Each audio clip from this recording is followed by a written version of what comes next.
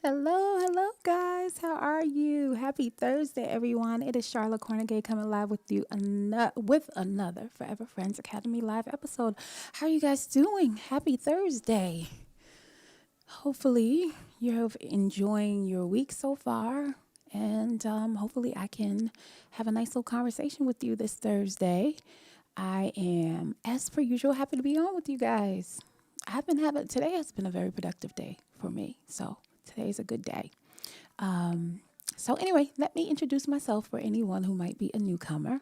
My name is Charlotte Cornegay. I am the founder of Interask Coaching and Forever Friends Academy. This is my show of the same name.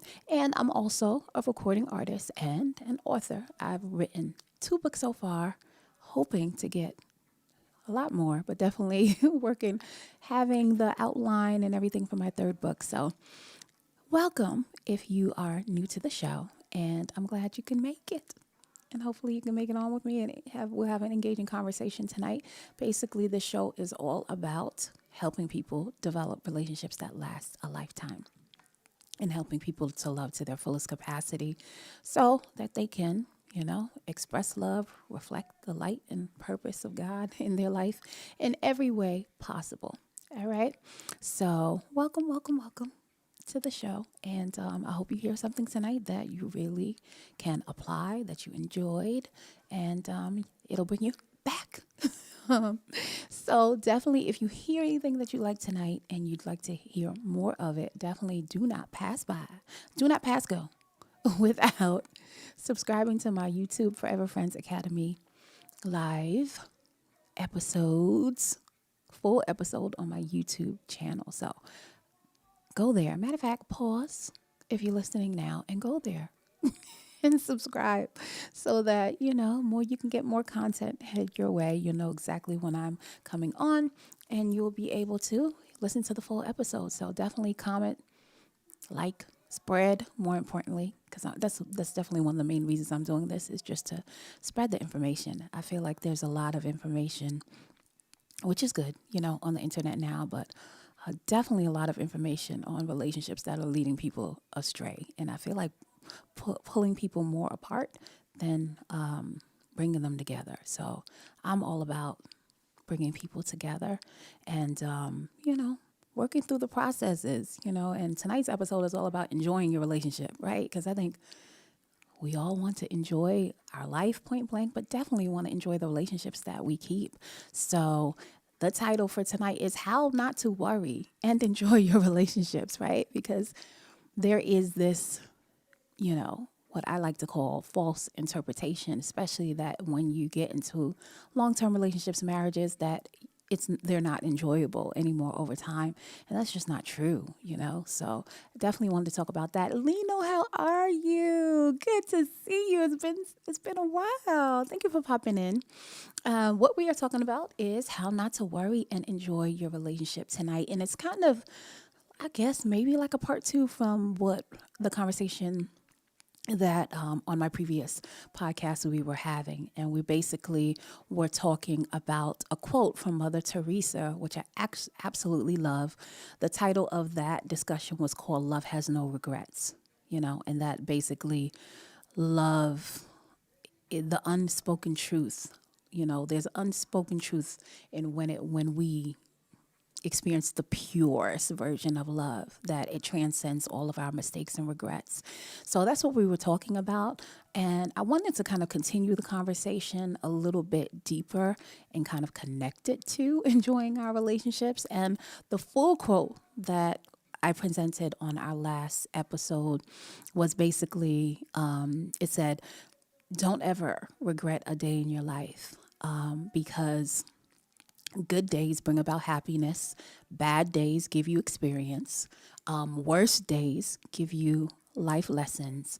And the best days give you memories. And I just absolutely love it. I'm a fan of Mother Teresa. So she is one of, really, to me, the epitome of kindness and love. In all that she did, especially for children. So yeah, so that's what we're talking about. Good, you're enjoying life. Great to hear, because not everybody feels like they are. So it's always good to hear when somebody is. I'm good. I'm good. I can't complain. I cannot complain. Yeah, just trying to make my mark on this world in whichever way possible. I on one of our other episodes, I asked people what their superpower was, and I said my voice, and whether it's me singing to an audience or whether it's me presenting what I like to believe, articulating messages of God, from God, inspiration, divine messages, etc. However you want to state it, that's what my goal is. So if I can do that and put out content that hopefully can inspire people, encourage them, maybe sometimes uncover processes that they didn't know, loopholes and things that they were in, behaviorisms that don't serve them. All of the above. That's what my goal is. So good to see you on. Thank you. So let's get into tonight's topic: how to not worry and enjoy your relationships. And I don't know if you guys can hear it; it's probably low where I am right now. But I have Bob Marley playing his Three Little Birds song. I thought it would be a perfect theme song for tonight's Forever Friends Academy. And you guys, well, maybe not all of you guys know, but I am originally from the island of Jamaica, right? And I don't always turn on my accent, but I can turn it on and off anytime I feel like it, right? So there is this, how do I want to pose it? I don't want to say it's a stereotype because honestly, well, I guess some stereotypes can be true, right? But, Jamaicans have this type of way about them where, everything Irish, everything good, everything cool, calm and collected, Basically, that would just have a very free flowingness to us. And I think there is, I don't know, what do I want to call it? I guess the catchphrase for our island is, we're little but with tala, and I think I love it because I think, it's very much reflective of the attitude that when things occur, like no matter how much of a little island it is, we still, whether it's the fabric of our character and how we approach challenges in life, no matter how big it is, it doesn't matter how small we are, that's how we kind of face it and look at it. And I'm grateful. That's a part of my culture that helps me kind of navigate life, to not let the challenges and the worries of life really weigh me down. So I wanted to, bring a little honor to that with playing in the background. I don't know if you guys can hear it, but the idea is that, don't worry about anything, because everything's going to be all right. And the principle that I want to present to you guys tonight, to kind of further that conversation that we were talking about, that love has no regrets, is something that I have learned and something that I'm continuing to learn because I don't know if anybody out here listening right now or is catching the replay knows about this industry called, or this position in many different industries, project management. And I'm working on my I received one of my project management certificates, Google Projects Management Certificate, and now I'm working and studying to take my CAP-M test. There are like different, tiers that you can go through, and I love it because I started to do it because one of my family members presented it, actually really to my daughter, and then as I was researching it for her, I was like, oh, wait. Seems very interesting, and I think I could do it. So I actually said, I'm going to set out. I'm going to go into the program, and I'm going to get my certificate, and I'm going to do it with the aim of being able to kind of scale and elevate the events that I have. events where it's like a fusion of me doing performances and then I coach, and I've done it on smaller scales and I want to do it on, a much, much larger scale. And so project management is all about how you initiate a project and see it all the way through to the end. But I love it because there's so many things that I'm learning that also reflect just life principles overall, and definitely relationship principles. It's been helping me in my coaching and how I approach and coach my clients. And so the principle that I'm going to introduce tonight is actually, I'm pulling it from my studies. And you know what? I figured kill two, is it? I always, because I love birds, but I'm just going to use the statement, kill two birds with one stone by presenting the principle to you, but then it's also a method of me studying, in my mind for my test because it's coming up soon. So anyway, one of the principles that come up, and I guess before I give you the principle, I'll give you a little bit of a background.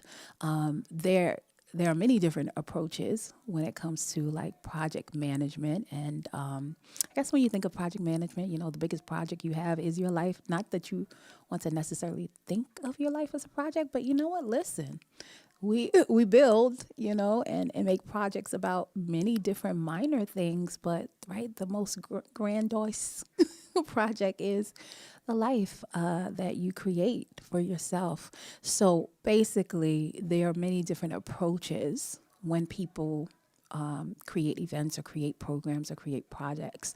And two of the main project management approaches that they present in the book is a predictive approach and what they call an adaptive approach.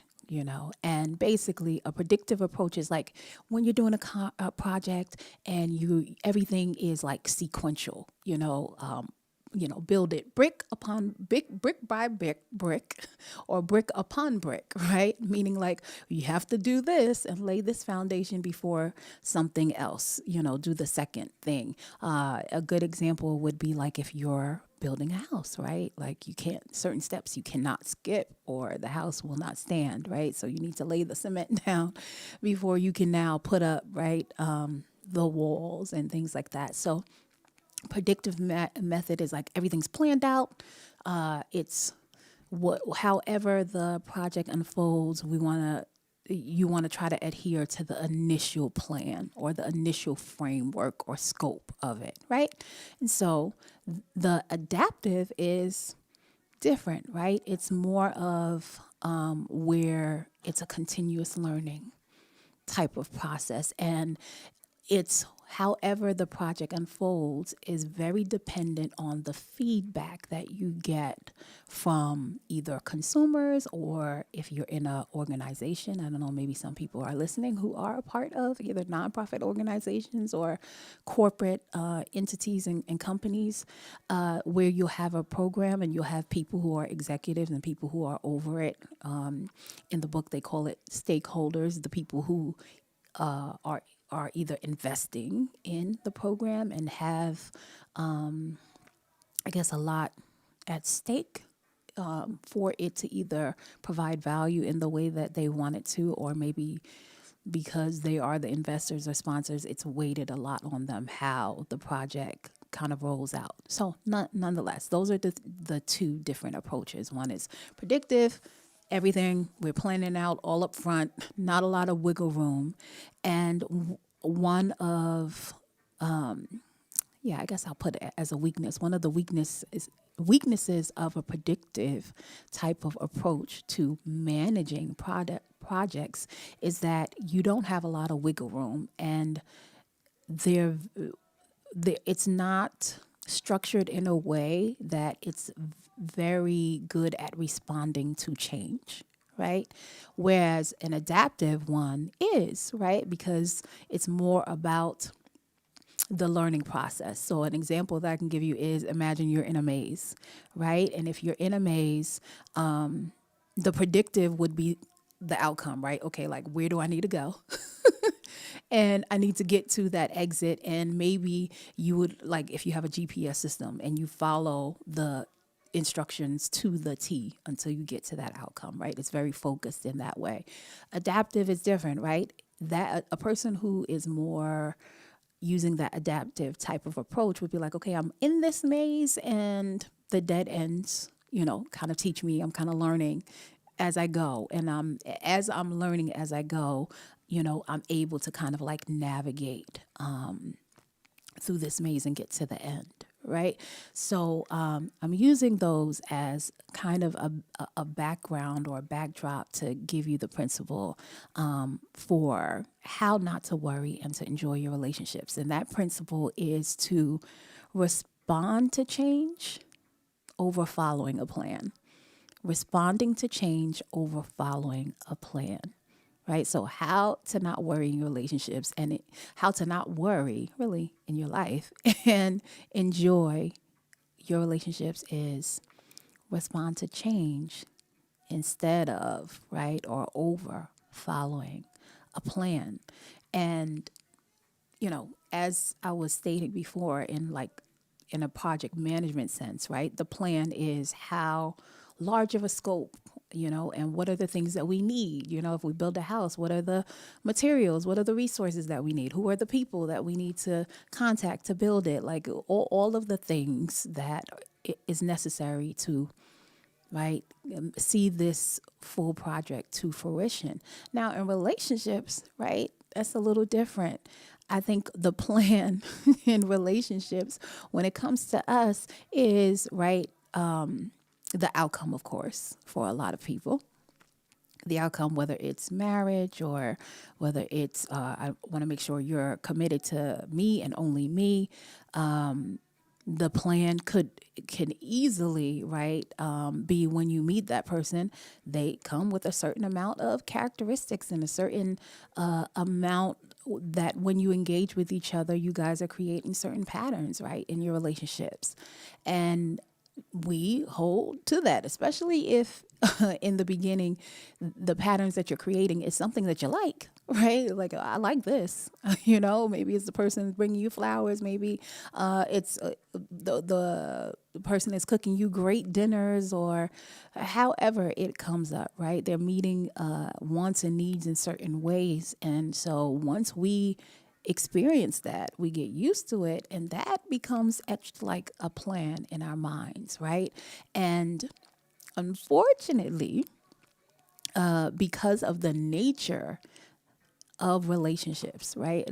A relationship is a dynamic that is not really predictable, right? It doesn't, meaning that as we grow and go through life, however we entered the relationship, what is guaranteed to happen is that change is going to occur, right? And it's not at all looking at it in a bad way. It's if you normatively, most people when they come together because they believe that they are greater together than they are singularly, right? That they would do more together than they would as individually by themselves, right? So once you do that, and now you're meshing, together, two people who are coming from different backgrounds, different cultures, different upbringings, and things like that, that automatically is going to take some gelling,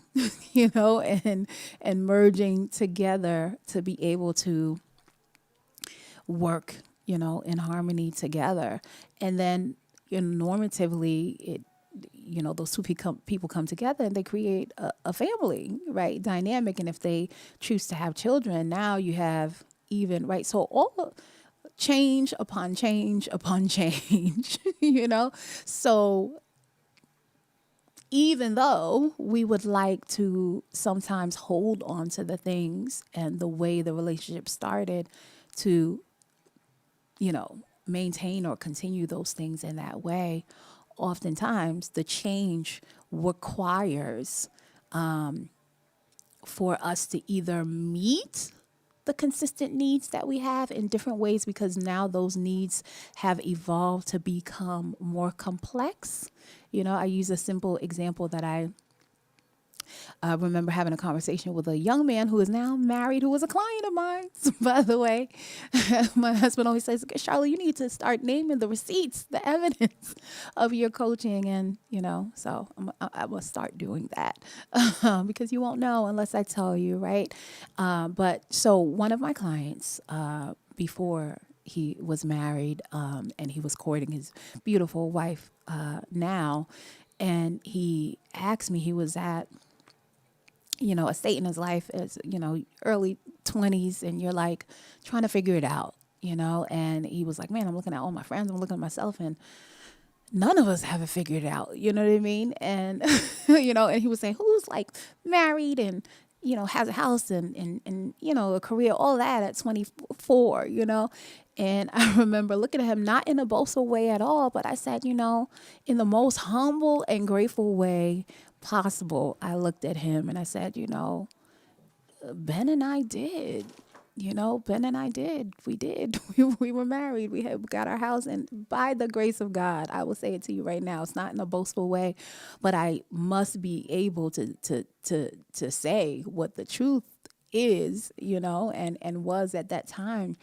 And so he looked at me when I answered him in that way, and he said, wait, but kind of like with that look, he didn't say it, but it was like, okay, how Charlotte, because he could have took it in many different ways. He could have been like, okay, Charlotte just, in I guess the worst way, okay, Charlotte being boastful, why did you have to say that in that way, knowing what I'm sharing with you?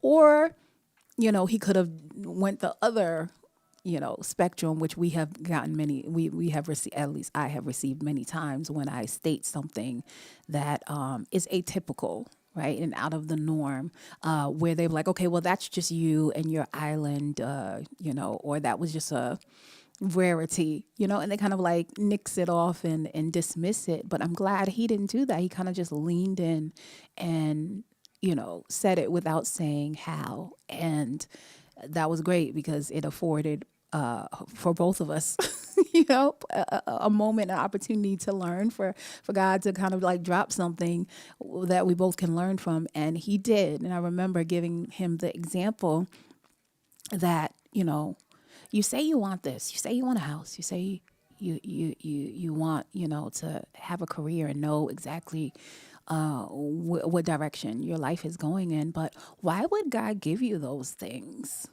Like I just remember saying to him, why would God give you that? Is it just to serve you, or is it to serve something greater? I said, one of the reasons I believe, not that we were, at least definitely, I don't think Ben was thinking about it either. Well, no, let me not say that. He probably was, knowing my husband, but definitely not me.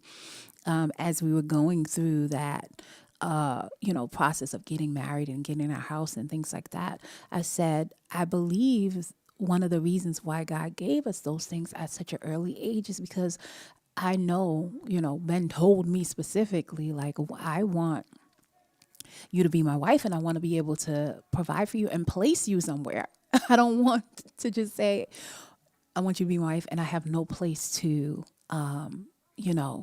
start our family with.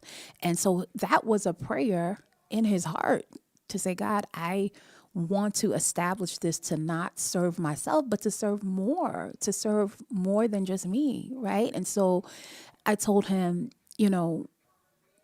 at that point, he wasn't sure if he wasn't sure yet. He wasn't at that point where he was like, okay, yeah, marriage is it for the young woman who is now his wife, thank God. He wasn't sure. I said, well, why would God give you those things, right? It's like, why would God give you that if you're not really sure about it? You don't know. You're not saying you're not, you want more things, but you're not saying you want to serve, you want a greater family, or you want to marry this woman or anything like that. Why would God give it to you? And I remember telling him that, the needs that we have, the essential needs, not the ones where we'll deem it as a need, but it's really a want, no, the essential needs that principally do not change, right? So let's just say food, water, shelter, etc., right? The bare essentials. Hey, Ira, Aranya, how are you? Well, I haven't seen you in a long time. Thank you for popping in. Tonight's conversation is how not to worry and enjoy your relationships. And the principle that I have introduced is one of the ways that we can do that is learning how to respond to change over following a plan. And you just came in on me giving an example of a conversation that I was having with a gentleman who was wondering why he felt at a certain stage in his life was kind of stuck and stagnant. And so hence we're having this conversation and I'm telling him that the essential needs in life that we have, they don't really change. They do grow in the way that we have to meet them. And so the example I gave him, because at that point he was living at home with his mom. And I was like, you're living at home and your mom, with your mom in a room, right? You still need food. You still have shelter, right? And let's say now that you actually commit in your heart, right? It's not to say you're going to jump up and get married tomorrow, right? But let's just say you have the commitment in your heart to have the prayer and say, God, you know what? These are the things that I know I need because I want to provide for someone more than me, right? Let's just say you knew that such and such, his beautiful wife's name at that point. I'll just say Samantha right now. Is going to be your wife. And when you make her your wife, right, you'll need, same thing, shelter. You'll still need food, right? But now it's for both of you. Now the space needs to become bigger, right? To be able to have both of you in it. So the needs are the same, right, in the basic essentials. But the way that we have to meet them now, right, has to evolve and change because now our capacity has stretched and now more is required, right? So in that same way, when we're talking about relationships, and one of the ways that can make a relationship not enjoyable is sometimes, like I said in the beginning, we can meet that person and they can show us certain things, do certain things for us. And now as the relationship, because it's not really a predictable thing, because change is most definitely certain. And we know that uncertainty is most definitely certain, right? That we have to learn how to navigate that. So we have to come to the process of our relationships and the approach that we take it is that, okay, we know change is inevitable.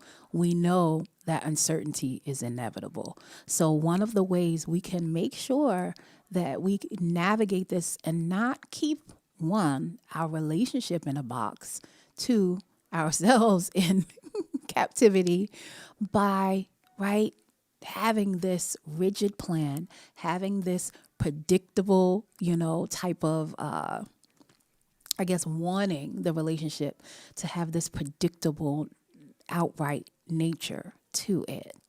And so instead of, focusing so much on an outcome or focusing so much on, the plan with the details and everything that you have laid out, focus more so.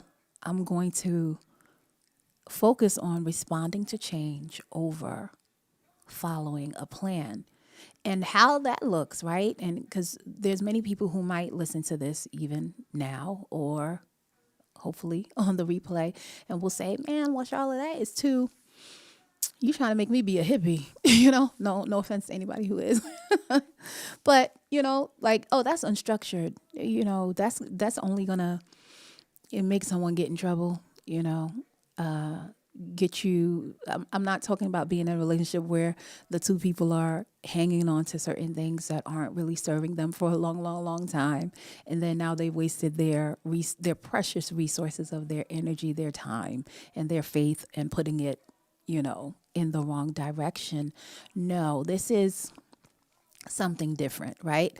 And the reason why it's something different is because we are going to take the principles of life, right? That's the number one difference about it is that we're using a framework that is fundamental and that is principle, right? So if I am making an action or making a choice or making a decision based on me being anchored in a fundamental truth, right? Or a framework and a structure that is just unwaverable, then I'm anchored in something good, not like fleeting emotions or something like that. So if I'm saying, okay, change is inevitable, what is the nature of a relationship as a whole? Is it this thing that is predictable? Is it this thing that even if you lay out all the plans, in detail and step by step process, that no change is going to occur in the relationships that we keep? We know that's not true. No. So is it better for me to say, okay, instead of focusing so hard on the plan that I have, and if it is right mapping out in that way, let me focus on the happening, what is happening right now, and let me use that intel, right? Let me use that information as intel for me to let me learn how to continuously learn and course correct as I go, right? Our relationships flatline when we are so stuck on a plan that we've either, right, came up with ourselves, because we do that. We create narratives that aren't necessarily what's happening right now in real time. They sometimes are just hopes and aspirations and things that we have, which is not bad at all, because I have a lot of them. But at the same time, those things, our aspirations, our dreams, and our hopes are informed, or should be informed, if they are holistic on, right, the day-to-day engagement, the day-to-day things that we do, especially if at least for me, in the context of wanting to serve people, what good is it if you say you want to serve these people, and you don't put something out there for them to, say, okay, yeah, you're hitting the target, you're meeting the mark, or if you just ignore the engagement that you're having with them and just feel that they should just accept what it is that you want to give to them. I always use the analogy that if you can go to a 5-star restaurant, that says that their specialty is, let's say, seafood, and you go in the restaurant and they come out and bring you a steak. And you're like, wait a minute. I thought you said your specialty was seafood, and it could be the most seasoned, succulent steak you've ever tasted, but that is not what you advertised. You said 5-star for seafood, so that's why I came, right? And I talk about this all the time, and I put it in the book that I wrote, 7 Stages of Love and Relationships. There's a difference between giving and serving, right? Giving, you can give somebody anything. They cannot have asked for it.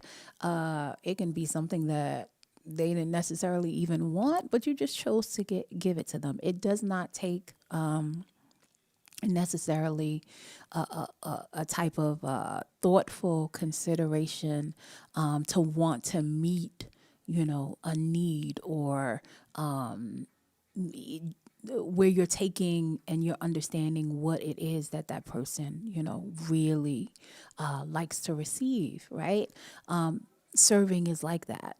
The prerequisite to serving is being able to, right, see what this person is in need of, what they want, what they need, and things like that, and it's based on not just that, right? And I put it in my book that it's definitely connected to how you are, right, gifted, the gifts, the talents, the characteristics, the character, the nature of who you are, and how you can serve, right? Because that's where some relationships you can get, in relationships that don't serve you that way, if you don't consider that other aspect, that, yeah, you can see what somebody needs and things like that. But if you're not measuring your capacity too, and if that lines up, then yeah, we can kind of find a slippery slope where it's a taker type of situation, right? Where the person's taking, and now it's draining and exhausting, rather than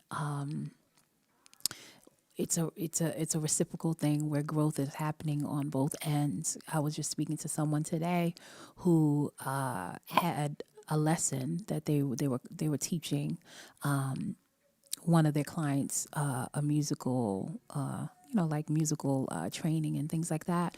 And they felt really refreshed after they did it. And after feeling a little bit drained, after dealing with someone else that they were kind of helping as well. But when they spoke to me, I said, I wonder if you feel charged because you invested your energy and your time in the right direction, not to say, right, that sometimes I know I have definitely will help people and you can feel drained and it still was the right thing to do. But there's something different that when you invest it and you put it in the right direction and then it becomes like it feeds you too. Your service feeds you because of maybe, right, who you're pouring into and what they're doing with it. So I was just saying that to the person. I think that's what that type of example that I was bringing up, the difference between giving and serving, what that can create in a relationship. And I think that also ties into, right, responding to change over following a plan will help, us in our relationships because then we won't hang on to how it used to be or how we used to, meet these needs if now our family dynamic has changed or we've gone through changes. Instead, when the change comes, right, we'll embrace that change as an opportunity to use the change as information and intel for us to now be able to proceed, right? Because sometimes circumstances come about or situations happen, and sometimes it shifts, right? The things that we have to prioritize. And sometimes it's so difficult, and challenging sometimes in relationships to do that. And shoot, forget about, relationship with someone else. Sometimes it's hard just for us as individually to do that because it's not easy. I think adaptability is one of those wonderful gems of a characteristic that a lot of us might not pay attention to, but it's so important because it really does help you learn how to navigate the most definitely the changes that are going to occur right in life, and the more that you can what's the way that I want to put it, examine or build your responsiveness to change, the easier it becomes to kind of like flow, and allow your faith to lead and trust more the process that God has you in. So definitely that's one of the things that I didn't get a chance to bring up the last time we were on when we were talking about that love has no regrets, and that when you experience the purest form of love, it transcends all your mistakes and all your regrets. It absolutely does. And, the tricky part about living in regret is that the more you stay there and the more stagnant or stuck you feel, the more the regret compounds, right? Because you are most definitely going to live in regret when you cannot show up and be present, right? Because when you're not present, then you're going to miss all of the the opportunities that are coming your way to change the situation or change the dynamic, or you know what I mean, or try to course correct maybe a bad choice or a bad decision that you did make.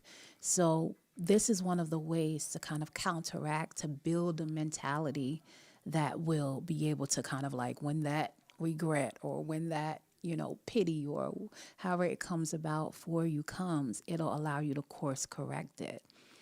So responding to change over following a rigid plan. Now, does it mean that you don't plan? No, that's not what I'm saying. We definitely still plan. You still have your innate nature and character when you meet a person, right? That is not going to, a person is who they are, and life circumstances and situations bring about what they are made of inside of them more, right? It doesn't list, it's not like, oh, this happened and oops, this came out. No, it was already, it was in there. Maybe it was hiding or something, but it was in there, and that's one of the ways, right, that God kind of fortifies who we are. You see, a lot of the best of us is brought out during challenging times because it brings out certain things inside of you that, were dormant and you didn't know, or maybe you just didn't have a situation where you had to exercise it, that characteristic to that degree. I just had a vocal lesson for a new student that, because I'm Jamaican, I told y'all, because I'm just thinking of of people who are listening, like, how many jobs she got? She's a singer, you know. She does this coaching. She writes books. And here I am talking about, oh yeah, vocal client. Well, such as, yeah, I'm Jamaican, We have 2, 3, 4, 5, 6 jobs. If you not have 7 jobs, something is wrong. That's what we believe. No, I'm only playing. Nonetheless, it's the truth. I'm blessed to have a new client, new vocal student, and she's so beautiful, precious. She's a little young girl, and I love these lessons because we had a breakthrough moment, and she, was like a little scared, shy, scared. Anybody who has done any public speaking or singing, or had to do anything in public, okay? Where you are a spectacle, and that public could literally mean be just like 2 people in a room with you, where you have to now be vulnerable and express yourself. And so that was her moment, and she was scared, even though she had been practicing the song, at home with her parents. By the time she came in front of me, she was scared, and she was at the point where she wasn't even going to sing the song that we were going over. And I was just like, okay, I have to try to think quickly and take the spotlight off of her. And so I was like, well, okay, well, you know what? I'm going to sing this song because, I personally like this song. So, I'm going to sing it. And if you feel like joining in, sure. And she kind of went over to her mom and sat down. And then I just was singing the song, over and over again. And then she finally, started singing it with me. And then I would sing it with her. And then I slowly kind of like faded out so that she can start singing it herself. But I was so, so proud of her. One, because, I've told you guys many times, I suffered from stage fright for a good couple of years. And so to see her break through her fear and get to the other side of it was like, oh, yes, and it was so enjoyable, because by the time she got over it, it was like, oh, once she unleashed, it was it. Her voice went from like this small to like, to the point where I was like showing her one of the phrases and teaching her how to sing it in a certain way. And she was like, she cut me off and started singing. And I was like, yes. I was like, yes, that's what I want. Yeah. You find your voice, So in that example, giving that example to you guys, I'm just saying that, you want to be able to kind of like, be there, be present in real time, and then use what is happening to give you information, and I think one of the statements that I said, and hey, Justin, how are you? I see you. I look at all those hearts. Thank you. I appreciate you for popping in. What I said on the last podcast about love has no regrets, I said, worrying is so, useless, right? Because it literally is anxiety, worrying is literally worrying about something. Either you're worrying about something that hasn't happened yet, right? Anxiety can come on to people in that way. And, that's crazy because it hasn't happened yet, right? So you don't want to live in the future, but you definitely don't want to worry because you're stuck in the past because of decisions that you made that now you can't change. You can't go back and change them. Then you'll also be depressed, right? You can only live in the here and now. And I'm grateful that in that lesson, because we had a lesson before that where she kind of just shut down and that was it. It was like, not today, and that's fine. She walked away. Not necessarily doing it that day, but I'm grateful that I was able to kind of like be present in the lesson that I was doing with her to offer something different, some other type of methodology, an approach that would at least present an opportunity for her if she wanted to, say, you know what, forget it. I'm going to face this fear and I'm going to express and expose, my voice, which she did. So I'm grateful. So I think in that same way, in our relationships, let's approach it, and for those of you who are like in the beginning stages, which is great, if you're developing a relationship with somebody, taking this principle on and laying it down as a framework and a foundation for how you're going to develop that relationship is wonderful, right? Like, I'm not going to focus on the outcome. I am going to focus on how do I respond to change over, right? Following a plan that I have, right? And this means even couples who are seasoned, who are married, and hopefully, you are sitting down and talking to each other and, creating plans, right? And things that you, both goals and aims and things that you want to do together. That's great. Still do that, right? I'm not saying don't plan. I'm definitely not saying that. So anyone listening to it, listening to me right now, do not do that. Do not go away and say, Charlotte said, don't plan. No, plan, but remember as you plan that man plans and God laughs, right? Because we do not hold the future. We do not know what is going to happen. And so because of that, because that is a fundamental truth, right?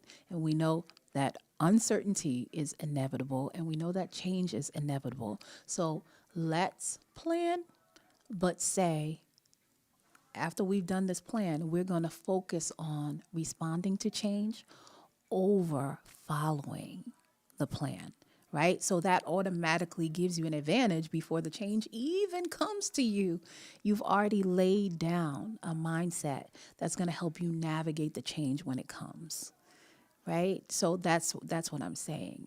And if you do that, when you go into the relationship, it's going to be a lot easier to kind of flow, with your faith. It's going to be easier to navigate that. And it's going to allow you and equip you and empower you to be able to meet the needs, right?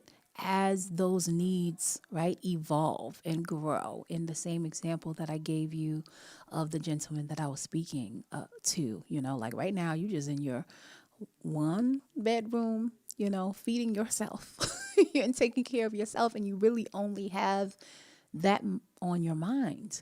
Expand your mind more, right? Who are you serving, and why do you want to serve them? So you start asking questions like that, then God, you're like, okay, let me fill up. Let me fill up this person's tank because they're thinking not just for themselves, but they're thinking about serving others. So it's like, okay, okay, I have a reason now, to bless you.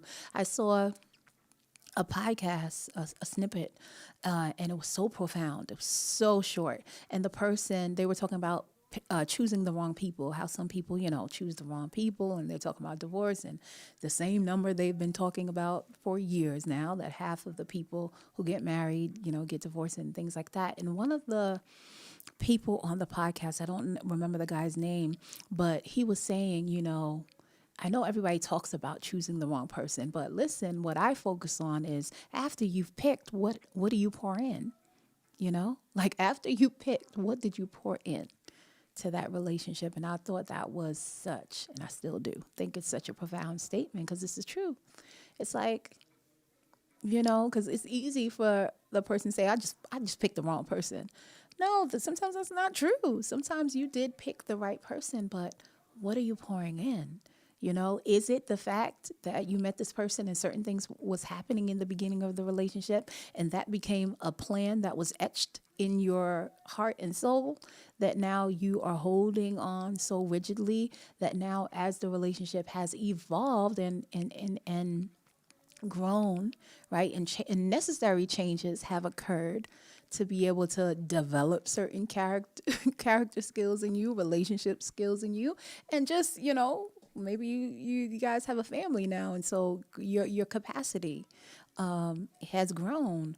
Yeah, we have to learn how to approach and meet those needs and respond to those changes rather than holding on to this, fabric of a plan that we've, etched into our minds in regards to how this relationship was supposed to stay linear, or sequential. And we all know life is not a linear. Relationships development is not a linear type of, progression. No, life has curveballs. It's got loop-de-loops.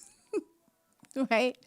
Highs and lows, and we have to learn how to navigate all those things, right? I think at least I know I do. I have the thought that it would be great if it was a linear thing, but I don't think so.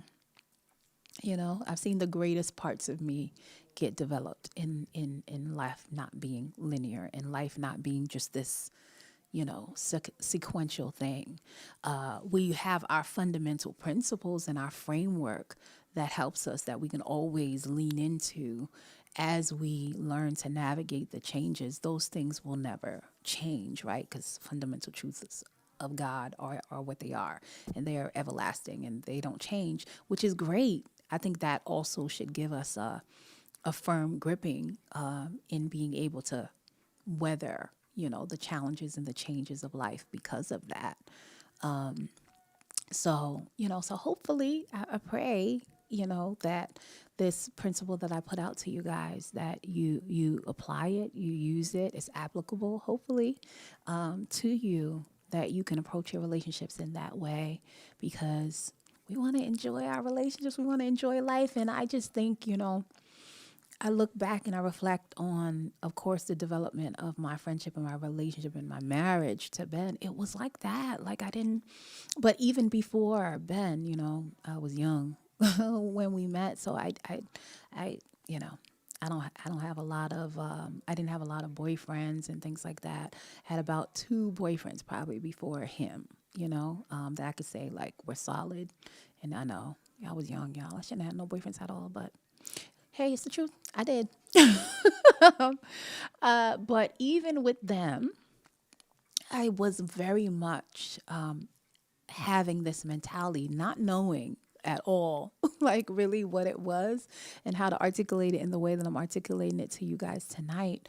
But I just remember saying in my mind that no matter what, if I go into the relationship and I grow, I commit to growing instead of focusing on the outcome of being, whatever, long term, I guess, marriage down the line, then I'll always win. I just remember telling myself that, and that doesn't mean, again, for someone who's listening, particularly my women out there, because I'm not telling you to go into a relationship, and are you saying, Charlotte, don't, focus if you want a committed relationship, don't say that's what you want. No. That's not what I'm saying. Your character and your nature is what it is, right? So that's not something that has to be forced onto another person. You're going to be whoever you're going to be, right? It's like the story of green eggs and ham. Do you want green? Will you take green eggs and ham over here at the park? Would you take green eggs and ham over here in the dark? Like whatever, I definitely probably messed that nursery rhyme up, or that book up. But the point is, you are who you are, you know. So if you're a person you want a long term relationship, that's you're gonna handle yourself. It's gonna be unspoken words to someone in the way, right? That you communicate. You're going to communicate that in so many different ways, but it's not you trying to force that on someone, right? That's just you being who you are, you know? So, yeah, continue to be who you are and understand that you will have more of an advantage staying in the present, staying in the now, and focusing on what's happening, and that when change does occur, you don't shy from it, you don't shy away from it, you don't close your eyes to it, but you embrace it and use it as an opportunity, right, to adjust, to reprioritize if necessary, right? It's valuable feedback. That's what change is.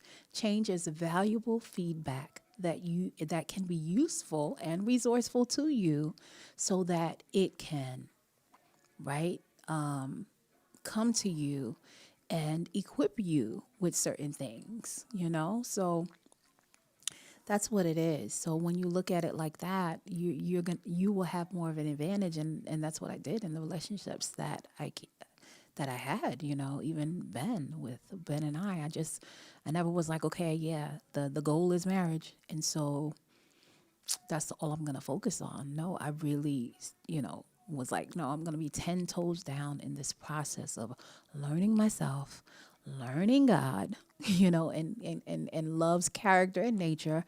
And I'm gonna use it to help me learn Ben, you know, because that's what God, like, that's not a bad thing, right? That's what God wants you to do. He wants you to filter your experiences through the light, right, and love of God, so that it can appropriate it in the right way.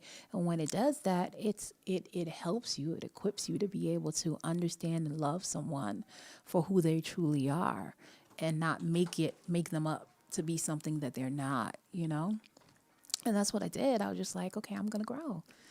It's like whatever situation I'm put in, I'm gonna grow, and because of that, I will never lose, even if the outcome is not what, I either desired, or the narrative I created, or what I would have hoped it to be.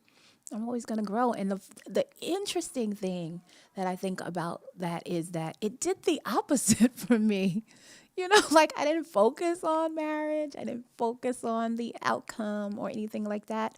I just, made sure that I was kind of authentically in my own skin, presented whatever, principles were important for me. But because I didn't do that, it was like the opposite. It was like the guys were like, okay, yeah, because she's not focusing on that.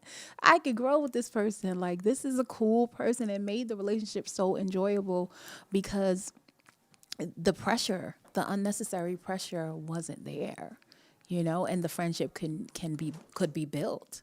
I could build, we can build the friendship so that it can be, what it organically is meant to be without all of that, So again, just like the last podcast or last episode, love has no regrets, and stating that whole, Mother Teresa quote, that don't regret a day in your life, because good days bring you happiness.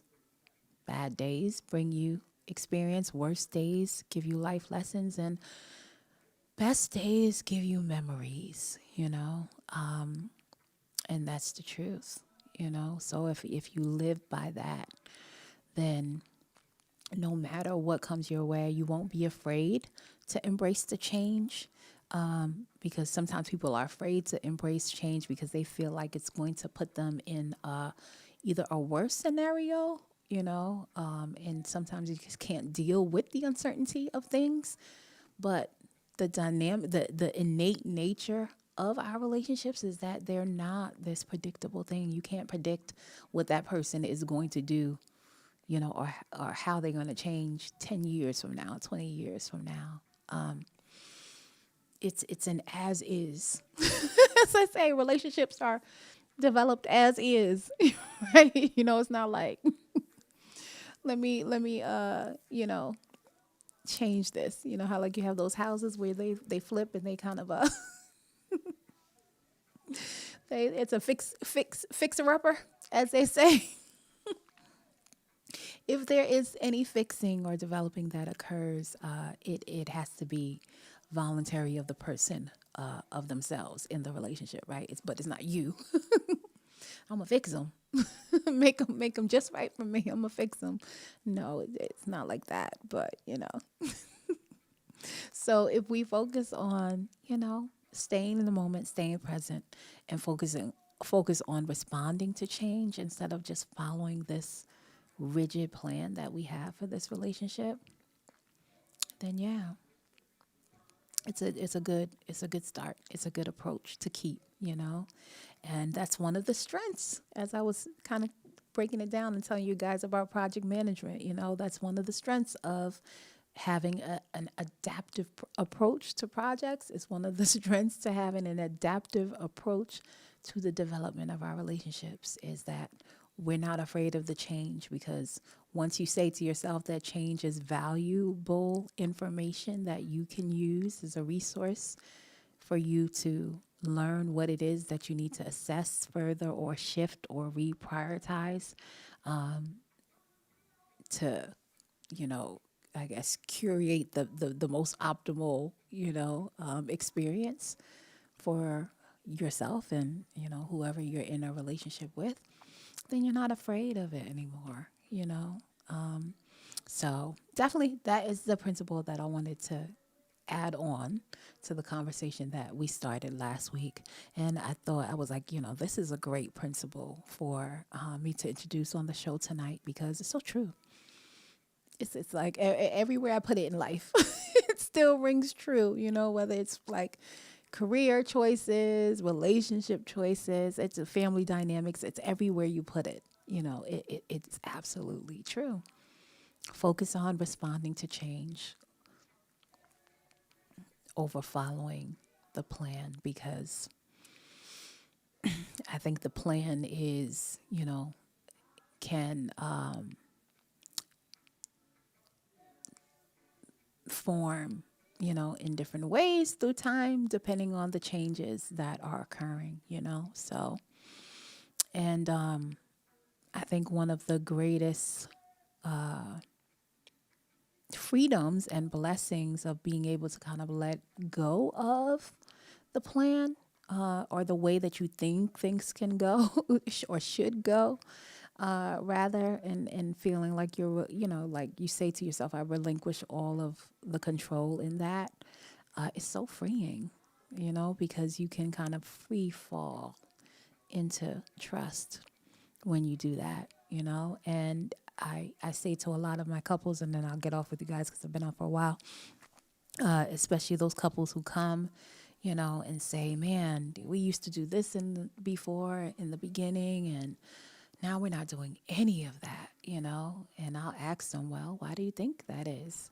And of course they'll go, down the rabbit hole of like, well, he used to do this or she used to do this, and that doesn't happen anymore. And, that's why. And, or they'll use,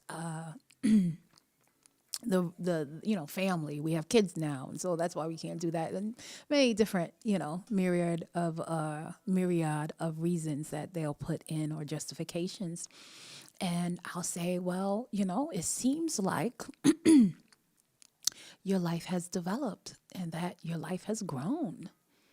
So how about, instead of holding on to the old processes, or systems that you had in place to meet each other's needs, how about we look at, survey the land, the cultural landscape of your relationship? How about we do that and see how we can meet those needs on greater levels now? Because clearly your capacity has grown. So it would be a beautiful experience to evolve and figure out what beautiful new ways with this new enriching stretch capacity that you have to meet each other's needs, right? And so it's just like a shifting of the mind state rather than focusing and wanting to go back to the past and wishing it was. No, let's assess how we can approach and meet those essential needs now. You know, the good thing is that now that we have all of these newer things and new additions to our life, it means that the capacity is greater. And so, guess what? I have a bigger cup to fill inside of you. I always, say to your partner, I have a bigger cup to fill inside of you, and I'm up for that challenge. So hopefully look at life like that, even if it's not a relationship dynamic when it comes to responding to change and embracing change as an opportunity. Look at it like that. Like this situation is going to make me, it might be challenging me right now, but it's going to stretch my capacity because I'm going to, focus on what's happening in the now and use that information as valuable intel, and it's going to become resourceful for me. And so, it's going to inform me what I need to pour into either myself or others, etc. What things I need to prioritize now in this new, season that I'm in. All of those things, take them in. And it won't make you feel like the change or the challenge has you undertow, So absolutely, as usual, love coming on, speaking to you guys. Thank you all for everyone who popped in with me. As per usual, your most precious resources, your time, your energy, and your faith. Thank you for giving me a little bit of your time and your energy. You could be anywhere else. And if you decided to pop in with me, I so appreciate you. Thank you. Thank you, thank you, thank you. All right, and I'm going to sign off. Hopefully, I'll be back on with you guys on Sunday evening, God willing. If you liked anything you heard, comment, like, and subscribe. Forever Friends Academy, and spread and share this with someone, who you feel was like, yeah, this is a message, right on time message for you. Not to worry. Don't be anxious for anything. Focus on responding to the change over following whatever initial plan it is that you have set out in your heart and your mind as to how your life should unfold step by step, right? And remind yourself, man plans, meaning humankind, both men and women, but God laughs because he knows we do not hold the keys to tomorrow. So we might as well maximize what we do today. All right. Absolutely love you guys. See you hopefully sometime soon. Have a good night. As always remember to live, to love freely. Until next time. Bye.